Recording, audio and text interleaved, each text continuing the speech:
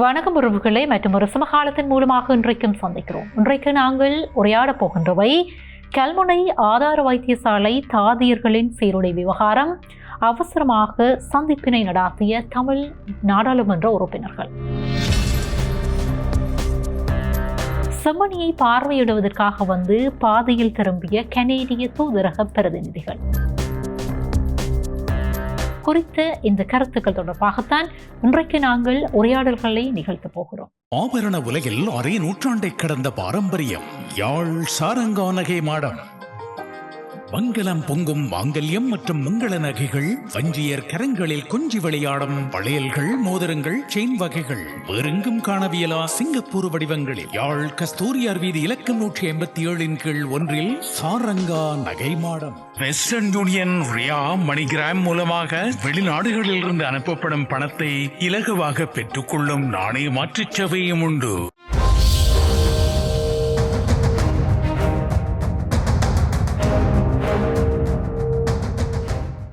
கல்முனை வடக்கு ஆதார வைத்தியசாலை விவகாரம் இன்றைக்கு அதிகமாக பேசப்படுகிறது. மாறி மாறி கருத்துக்கள் வீசப்படுகின்றன. அவற்றிலே சரியானவை எவை, தெரிவுபடுத்தப்பட்ட கருத்துக்கள் எவை என்பது தொடர்பாக மக்கள் விழிப்புணர்வோடு இருக்க வேண்டும். ஏனென்றால் நாட்டிலே சமூகங்களுக்கு இடையிலே மிக முக்கியமாக மத பிரச்சனைகளை தூண்டுவதை அடிப்படையாக வைத்து சிலரால் மேற்கொள்ளப்படுகின்ற ஒரு சதித்திட்டமாகவும் இது இருக்கலாம் என்கின்றன புலனாய்வு தகவல்கள். இந்த பின்னணியிலே சுகாதார அமைச்சர் நலிந்த ஜாயதிசுவுடன் தமிழ் நாடாளுமன்ற உறுப்பினர்கள் அவசரமான சந்திப்பு ஒன்றினை நடாத்தியிருக்கிறார்கள். இந்த சந்திப்பானது நேற்றைய தினம் இடம்பெற்றிருக்கிறது. இதன்போது இலங்கை தமிழரசு கட்சியினுடைய அம்பாறை மாவட்ட நாடாளுமன்ற உறுப்பினர் கோடீஸ்வரன், மட்டக்களப்பு மாவட்ட நாடாளுமன்ற உறுப்பினர்களான வைத்தியர் ஸ்ரீநாத் மற்றும் ஸ்ரீநேசன் ஆகியோர் கலந்து கொண்டிருக்கிறார்கள். உரையாடப்பட்ட விடயங்கள் தொடர்பிலே ஊடகங்களுக்கு கருத்து தெரிவிக்கப்படவில்லை. ஆனால் குறித்த இந்த கல்முனை வடக்கு ஆதார வைத்தியசாலையிலே இடம்பெற்று வருகின்ற சீருடை விவகாரம் என்பது இன்றைக்கு அதிகமாக பேசப்படுகிறது. இங்கே புதிதாக நியமனம் பெற்று வந்த பெண் சுகாதார பணி உதவியாளர்களுடைய ஆடை கட்டுப்பாடு தொடர்பிலே வைத்தியசாலை நிர்வாகத்தின் மீது சுமத்தப்படுகின்ற இனவாத குற்றச்சாட்டுகள் முற்றிலும் உண்மைக்கு புறம்பானவை என்று சொல்லி கல்முனை பிராந்திய தமிழ் இளைஞர்கள் சேனை தெளிவுபடுத்த இருக்கிறது. அவர்கள் இது தொடர்பாக முன்வந்து ஊடகங்களுக்கு கருத்துக்களை தெரிவித்திருக்கிறார்கள். ஏனென்று சொல்லி சொன்னால், அந்த பிரதேசத்திலே அந்த பிராந்தியத்திலே வசித்து வருகின்ற இளைஞர்கள், யுவதிகள் அங்கிருக்கின்ற நிலைமைகள் தொடர்பிலே வெளிப்போடு இருப்பார்கள். ஆகவே அவர்கள் முன்வந்து அங்கிருக்கின்ற நிலைமைகளை வெளிக்கொண்டு வருவது என்பது உண்மையிலே வரவேற்கத்தக்க விடயம். இந்த பின்னணியிலே அவர்கள் கூறிய அந்த கருத்துக்களின் பிரகாரம் கடந்த 6ஆம் தேதி சுகாதார அமைச்சினாலே 9 இஸ்லாமிய பெண் சுகாதார பணி உதவியாளர்களுக்கு அங்கே நியமனம் வழங்கப்பட்டிருக்கிறது. ஆகவே அவர்கள் என்ன செய்திருக்கிறார்கள், தங்களுடைய கலாச்சார ஆடையோடு அன்றைய தினம் கடமையை பொறுப்பேற்பதற்காக வந்திருக்கிறார்கள். ஆனால் வைத்தியசாலை நிர்வாகம் இந்த ஆடை விவகாரம் தொடர்பாக அவர்களுக்கு அறிவுறுத்தி இருக்கிறது. அதே நேரத்திலே ஆரம்ப கட்டமான அந்த ஆரம்ப நாளிலே அவர்கள் வந்த அந்த ஆடைகளோடு, அணிந்து வந்த ஆடைகளோடு பணியாற்றுவதற்கு அனுமதி வழங்கப்பட்டிருக்கிறது. சுகாதார அமைச்சினுடைய சுற்று நிரூபங்களுக்கு அமைவான சீருடை அணிய வேண்டும் என்கிற அந்த வைத்தியசாலையினுடைய நிர்வாகத்தினுடைய அறிவுறுத்தல் அவர்களுக்கு வழங்கப்பட்டிருக்கு. ஆனால் குறித்த அந்த கடமையை பொறுப்பேற்ற அன்றைய தினம் அவர்கள் அணிந்து வந்த அந்த மத ஆடையோடு அல்லது கலாச்சார ஆடையோடு பணிபுரிவதற்கு அனுமதி வழங்கப்பட்டிருக்கிறது. அதே நேரத்திலே அமைச்சருடைய அந்த அமைச்சால் வெளியிடப்பட்ட சுற்று நிரூபத்திற்கு அமைவான அந்த சீருடையோடு தாங்கள் கடமைக்கு சமூகம் அளிப்பதற்கு குறித்த அந்த 9 ஊழியர்களும் உடன்பட்டதாகவும், ஆனால் கடந்த 10ஆம் தேதி 5 பேர் மீளவும் வேறு ஆடைகளோடு, அந்த சுற்று நிரூபத்துக்கு அமைவான ஆடைகள் அல்லாத வேறு ஆடைகளோடு கடமைக்கு சமூகம் கொடுத்திருக்கிறார்கள். மொத்தமாக 9 பேர், அதில் 5 பேர் கடந்த 10ஆம் தேதி மீளவும் அந்த சுற்று நிரூபத்திற்கு புறம்பான ஆடைகளோடு அங்கே சமூகம் கொடுத்திருக்கிறார்கள். ஆகவே அந்த ஆடைகளோடு அங்கே கடமையாற்றுவதற்கு அனுமதி வழங்கப்பட முடியாது என்று சொல்லி வைத்தியசாலை நிர்வாகம் அறிவுறுத்தி இருக்கிறது. ஆகவே இதனை அடிப்படையாக வைத்து இனவாத பிரச்சனையாக, மதவாத பிரச்சனையாக இதனை மாற்றுவதற்குரிய முயற்சிகள் மேற்கொள்ளப்படுகின்றன என்று சொல்லி குறித்த அமைப்பு கருத்துக்களை வெளிப்படுத்தி இருக்கிறது. அதே நேரத்திலே சமூக வலைத்தளங்களிலே ஒரு சுற்றறிக்கை பகிரப்பட்டு வருகிறது. அந்த சுற்றறிக்கை பழைய சுற்றறிக்கை என்று சொல்லியும் 2022ஆம் ஆண்டு அரசாங்கத்தினாலே அது ரத்து செய்யப்பட்டிருக்கிறது என்று சொல்லி அவர்கள் சுட்டிக்காட்டியிருக்கிறார்கள். தற்பொழுது 1989ஆம் ஆண்டு வெளியிடப்பட்ட 889 இலக்க அரசு சுட்டு நிரூபமே நடைமுறையிலே இருக்கிறது என்று சொல்லியும் அந்த அமைப்பு இந்த கருத்துக்களை வெளிப்படுத்தி இருக்கிறது. ஆகவே குறித்த அந்த இறுதியாக வெளியிடப்பட்ட அரசனுடைய சுட்டு நிரூபத்திற்கு அமைவாகத்தான் வைத்தியசாலை நிர்வாகம் தன்னுடைய பணிகளை, கடமைகளை ஆற்றி இருக்கிறது, அறிவுறுத்தல்களை வழங்கி இருக்கிறது என்று சொல்லியும் குறிப்பிடப்படுகிறது. இதே நேரத்திலே பாதிக்கப்பட்டதாக கருதப்படுகின்ற தரப்பினர் குறித்த இந்த சம்பவம் தொடர்பிலே மனித உரிமை ஆணைக்குழுவை அல்லது ஆணையகத்தை நாடியிருக்கிறார்கள். ஆகவே உரிய என்னென்ன செயற்பாடுகள் மேற்கொள்ளப்பட வேண்டுமோ அவை மேற்கொள்ளப்படும். ஆனால் இந்த சமூக வலைத்தள உலகத்திலே ஒவ்வொருவரும் கருத்துக்களை பகிர்ந்து வருகிறார்கள்.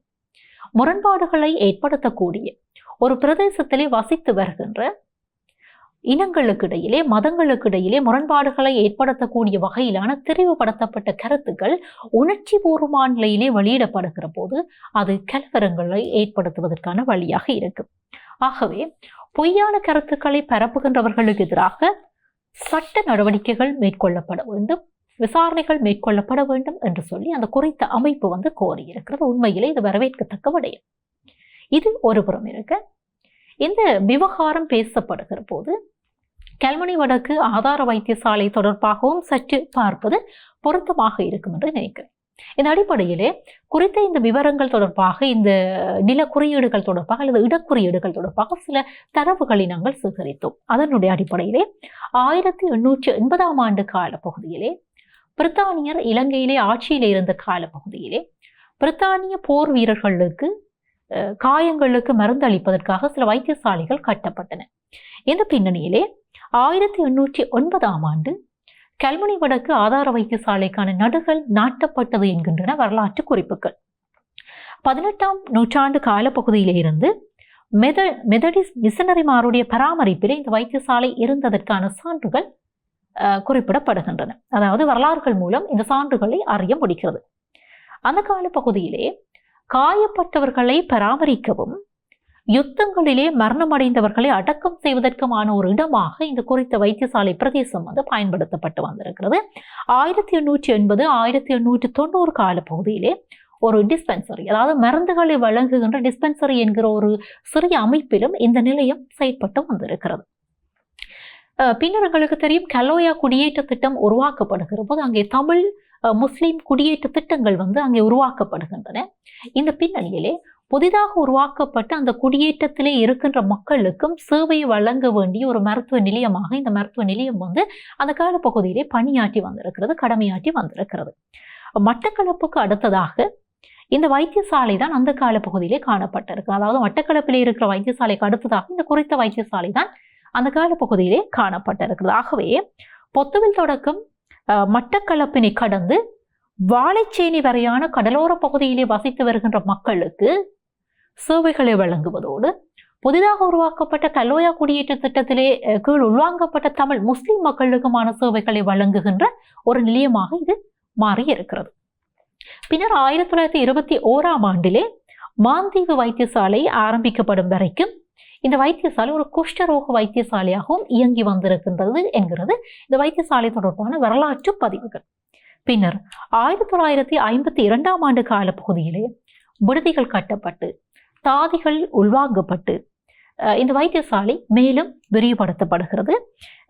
இங்கிருந்த மிஷனரிகளுடைய சேவை அந்த கால பகுதியில் நிறுத்தப்படுகிறது. பின்னர் 1959ஆம் ஆண்டு கால பகுதியிலே மாவட்ட வைத்தியசாலையாக இந்த வைத்தியசாலை தரம் உயர்த்தப்படுகிறது. 1991ஆம் ஆண்டு கால பகுதியிலே இங்கே சேவை பெறுகின்ற சேவை நாடுகளுடைய எண்ணிக்கை அதிகரிக்கிற போது அதற்குரிய வைத்தியர்களும் தாதியர்களும் நியமிக்கப்படுகிறார்கள், வசதி வாய்ப்புகள் ஏற்படுத்தி கொடுக்கப்படுகின்றன. 2003ஆம் ஆண்டிலே மத்திய அரசுக்கு கீழே இந்த வைத்தியசாலை உள்வாங்கப்படுகிறது. அதன் பின் வைத்தியசாலையுடைய சேவைகள் மேலும் விரிவுபடுத்தப்படுகின்றன. மிக முக்கியமாக 2004ஆம் ஆண்டு சுனாமி தாக்குதல், அதாவது சுனாமி தாக்கத்திற்கு பிற்பாடு அந்த சுனாமி அனர்த்தத்துக்கு பிற்பாடு அவசர சிகிச்சை பிரிவும் இங்கே உருவாக்கப்படுகிறது. இந்த பின்னணியிலே 2011ஆம் ஆண்டு அதாவது சவுத் ஏசியா விருது இந்த வைத்தியசாலையினுடைய மனநல பிரிவுக்கு கிடைக்கிறது. இவ்வாறு பல்வேறு சேவைகள் காலப்போக்கிலே விரிவுபடுத்தப்பட்டு வந்த ஒரு மிக பழமையான வரலாற்றை கொண்ட ஒரு இடமாக, ஒரு வைத்தியசாலையாக இந்த வைத்தியசாலை காணப்படுகிறது என்பது இந்த இடத்திலே நினைவூட்ட வேண்டிய விடயமாக இருக்கிறது. இதே நேரத்தில் இன்னும் ஒரு மிக முக்கியமான ஒரு விடயம் பார்க்கப்பட வேண்டியதாக இருக்கிறது. இந்த கல்முனை வடக்கு ஆதார வைத்தியசாலை அமைந்திருக்கின்ற பகுதியிலே இருந்து 2.2 கிலோமீட்டர்கள் தூரத்திலே இன்னும் ஒரு ஆதார வைத்தியசாலை அமைக்கப்பட்டிருக்கிறது. அதாவது அம்பாறை மாவட்டம் கல்முனையிலே அஷ்ரப் ஞாபகார்த்த வைத்தியசாலையும் இடஅமைவு பெற்றிருக்கிறது. இதுவும் ஒரு ஆதார வைத்தியசாலை. அக்கரைப்பற்று கல்முனை பிரதான வீதியிலே இந்த வைத்தியசாலை அமைந்திருக்கிறது. இந்த பகுதி மக்களுக்கு 24 மணித்தியாலும் சேவைகளை வழங்குகிற ஒரு வைத்தியசாலையாக அது காணப்படுகிறது.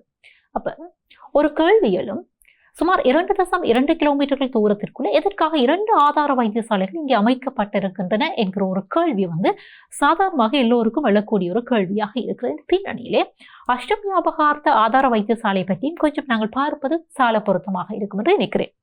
1940ஆம் ஆண்டு கல்முனைக்குடியிலே ஒரு மத்திய மருந்தகமாக இந்த வைத்தியசாலை அந்த கால பகுதியிலே ஆரம்பிக்கப்பட்டிருக்கிறது. 1988 கல்முனைக்கு மாற்றப்பட்டு பிரசவ இல்லமாக இது மாற்றமடைகிறது. 1999 ஆதார வைத்தியசாலையாக பின்னர் தரம் உயர்த்தப்படுகிறது. மறைந்த அரசியல் தலைவர் MHM அஷ்ரப் அவர்களுடைய நினைவாக 2002ஆம் ஆண்டிலே இந்த வைத்தியசாலை அஷ்ரப் ஞாபகார்த்த வைத்தியசாலை என்று சொல்லி பெயர் மாற்றப்படுகிறது. சரி, இந்த அஷ்ரப் ஞாபகார்த்த வைத்தியசாலைக்கும் நாங்கள் ஏற்கனவே உரையாடி இருக்கின்ற கல்முனை வடக்கு ஆதார வைத்தியசாலைக்கும் இடையிலே 2.2 கிலோமீட்டர்கள் தூரம் தான் காணப்படுகிறது என்கிற ஒரு விடயத்தை நாங்கள் குறிப்பிட்டிருந்தோம். ஆகவே ஒரு குறுகிய தூரத்துக்குள்ளே இந்த 2 பிரதானமான ஆதார வைத்தியசாலைகளும் எவ்வாறு உருவாக்கப்பட்டன, அவற்றினுடைய நிர்வாகம், வளப்பங்கீடு மற்றும் அபிவிருத்தி போன்ற காரணிகளில் இன மற்றும் மத காரணிகள் அங்கே செல்வாக்கு செலுத்தினவா என்கிற ஒரு கேள்வி சாதாரணமாக எழுகிற ஒரு கேள்வியாக இருக்கும். ஆகவே 2 வைத்தியசாலைகளும் ஆரம்ப காலத்திலே அது ஆரம்பிக்கப்படுகிற போது ஒரு அரசியல் நோக்கத்திற்காகத்தான் ஆரம்பிக்கப்பட்டது அல்லது கட்டப்பட்டன என்று சொல்லி நாங்கள் உறுதியாக கூறுவதற்கான ஆதாரங்களை திரட்ட முடியாது. ஆனால் அதற்கு பிற்பாடு ஏற்பட்ட நிர்வாக முரண்பாடுகள், வளப்பங்கீடுகள், அது மட்டுமன்றி தமிழ் முஸ்லிம் மக்களுக்கிடையிலே காணப்பட்ட சில முரண்பாட்டு நிலைமைகள் அல்லது தோற்றுவிக்கப்பட்ட அரசியல் லாபத்திற்காக தோற்றுவிக்கப்பட்ட முரண்பாட்டு நிகழ்வுகள் தொடர்பாக இந்த 2 வைத்தியசாலைகளும் மிக முக்கியமான ஒரு அரசியல் விவாத பொருளாக இன்றைக்கு மாறியிருக்கிறது. இந்த பின்னணியிலே எங்களுக்கு தெரியும், கல்முனையினுடைய இன மற்றும் மத அரசியல் பின்புலம் தொடர்பாக சற்று பார்ப்பது பொருத்தமாக இருக்கும் என்று நினைக்கிறேன். கல்முனை பிரதேசம் நீண்ட காலமாக தமிழ் மற்றும் முஸ்லிம் மக்களுடைய ஒரு ஆதிக்க போட்டி, மறைமுகமாக சொல்லுவார்கள், ஒரு கோல் வோர் என்று சொல்லுவார்கள், அல்லது ஒரு ஐஸ்போர் என்று சொல்லுவார்கள். இவ்வாறான ஒரு மறைமுகமான ஒரு ஆதிக்க போட்டி நிகழ்ந்து வருகிற ஒரு பிரதேசமாக இருக்கிறது என்பது மறுக்க முடியாத உண்மை. இதே நேரத்திலே இந்த அரசியல் நிர்வாக போட்டிகளை கொண்ட பிரதேசமாகவும் இது காணப்படுகிறது. இந்த பின்னணியிலே இந்த 2 வைத்தியசாலைகளுடைய நிர்வாகம், அபிவிருத்தி, அது மட்டுமன்றி வளங்கள் மற்றும் சேவைகள் ஆகியவை அரசியல் ரீதியிலே முக்கியப்படுத்தப்பட்டவையாக கட்டமைக்கப்பட்டிருக்கின்றன. அதே நேரத்திலே அஷ்ரப் ஞாபகார்த்த வைத்தியசாலைக்கும் ஒரு பழைய வரலாறு இருக்கிறது. அது பின்னர் பேஸ் ஹாஸ்பிட்டலாக மாற்றப்பட்டிருக்கிறது. இதை பற்றி நாங்கள் பார்த்திருக்கிறோம்.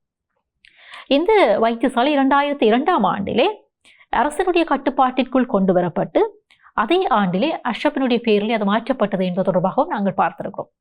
இந்த பின்னணியிலே கல்முனை வடக்கு ஆதார வைத்தியசாலை தொடர்பான சர்ச்சைகள் பிற்காலத்திலே மெல்ல மெல்ல எழத் தொடங்கின என்பதற்கு வரலாற்று கடந்த காலத்தினுடைய சில சம்பவங்கள் சாட்சியாக இருக்கின்றன.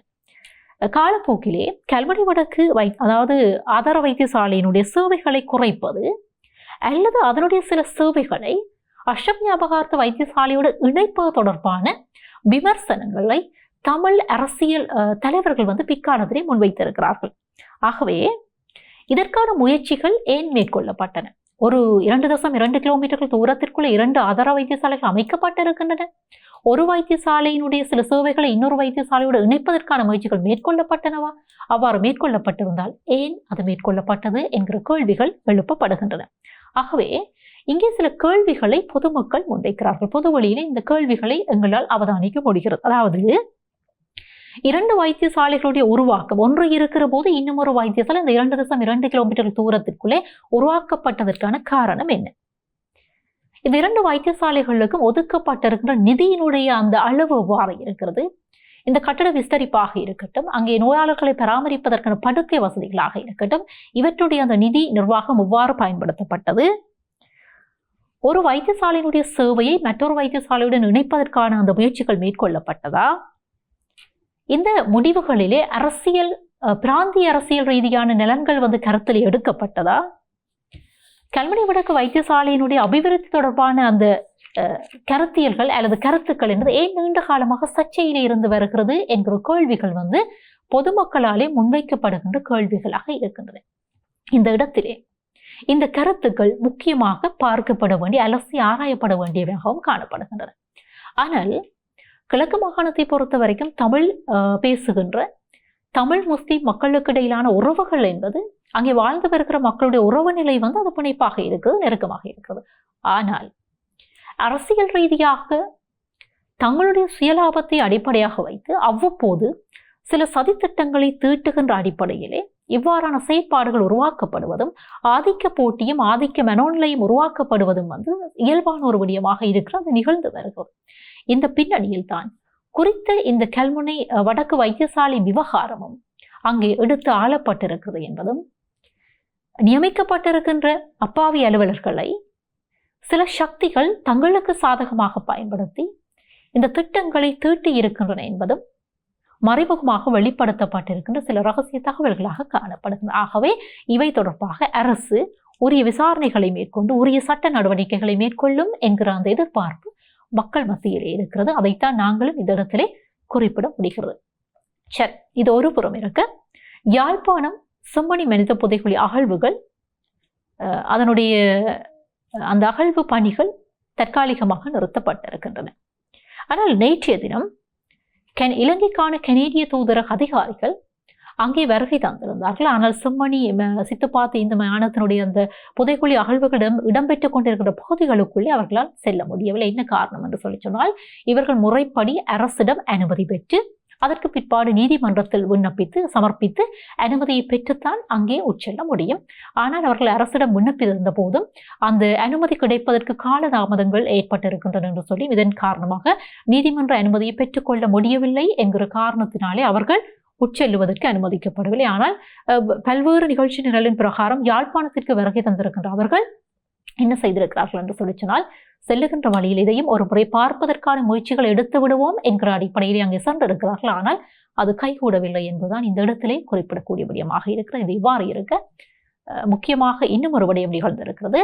இலங்கைக்கான கனேடிய தூதுவருடைய அந்த பங்களிப்போடு யாழ் போதனா வைத்தியசாலையிலே, அதாவது சிறுநீரக பாதிப்புகளுக்கு உட்பட்ட நோயாளர்களுக்கு இரத்த சுத்திரி, அதாவது சுத்திகரிப்பினை மேற்கொள்ளக்கூடிய இயந்திரங்கள் அன்பளிப்பாக வழங்கப்பட்டிருக்கின்றன.